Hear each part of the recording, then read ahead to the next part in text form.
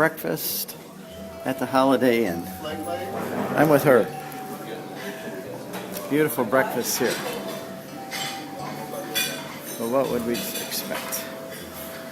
Yogurts and fresh fruits, and there's also an omelet bar over there. Cereals,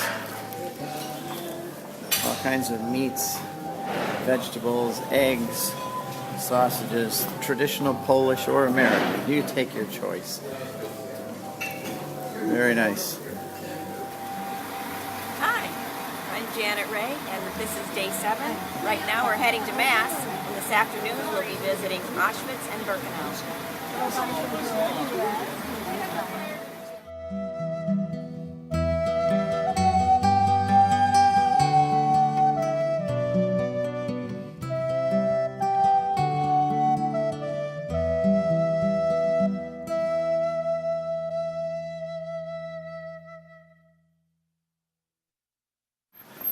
We're walking through Krakow on our way to Mass. I'm Steve Ray, leading this group, and here they all come. Morning, everybody. Good morning.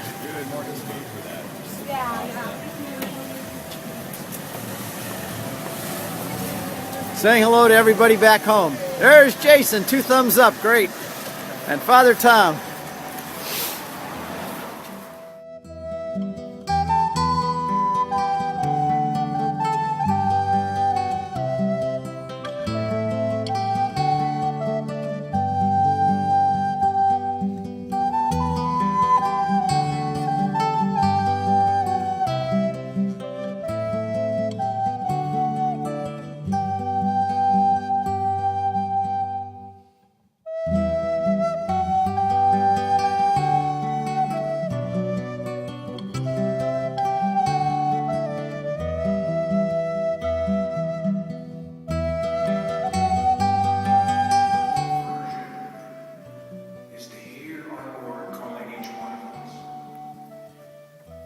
Some of us have conversion stories. We have that type of a conversion.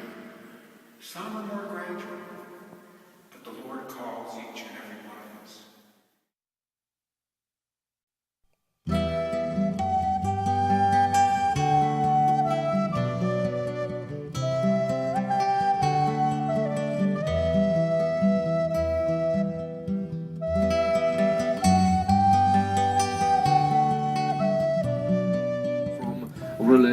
We're now traveling through Nova Hota, which was supposed to be the perfect communist atheist society with no churches and just workers.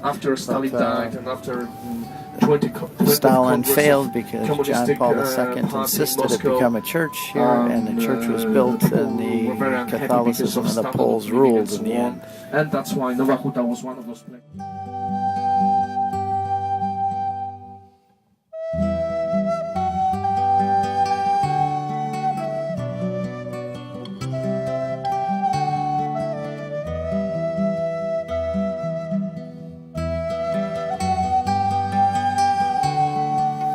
The communists built this town of Huta to be a communist Marxist model for other cities, but the Poles are very Catholic in their life and in their thinking, and so that didn't work. And after years and decades of attempting to force this atheism on the people, what did they end up with? This huge church right in the middle of Huta, which was supposed to be the communist example of a godless society, and they end up instead with the cross of Christ, a huge statement. You cannot take the faith away.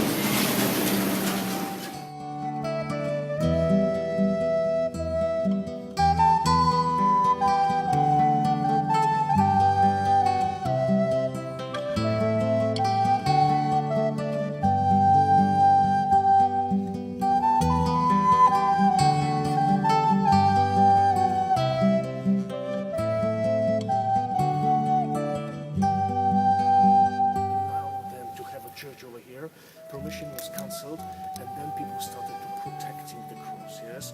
So there were a lot of fights, like in the 1961, there were a lot of fights, and they finally communists brought, like a big machines, for constructions, and so they wanted to destroy it. But then John Paul II, well, at the time he was bishop, he was actually very active in protecting the cross and talking to local communist authorities, since they felt a lot of respect. Yes, when he was talking to them, they really respected him. So finally, the church, they left the cross and they allowed to build a church, but not exactly what the church was, but 350 yards further away. So the foundation stone was built in over here in the year of 1961, but the whole real construction of the church started in 1967.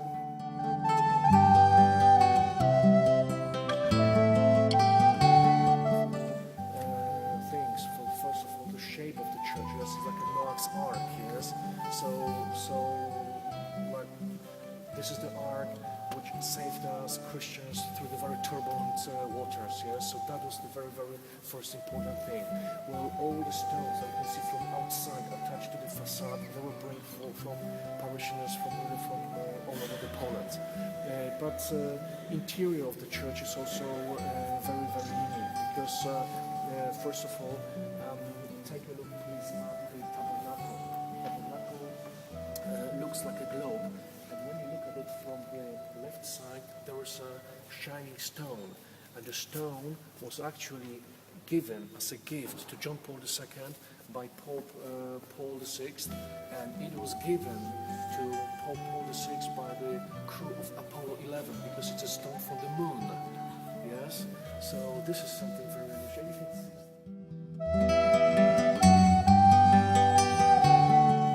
Jesus, this is something completely different than what you can see. Normally, Jesus Christ is like a nail to the cross, literally, yes. But over here, you can see there's more to it, yes, because the meaning of this might be that from life to death and to life again. Yes, so Jesus was alive, he died on the cross, but here you can see he's like becoming alive again, yes, to save us. So very, very meaningful thing for Catholics, and also Because they had their faith taken away from them and they came alive again in the faith with the church here now.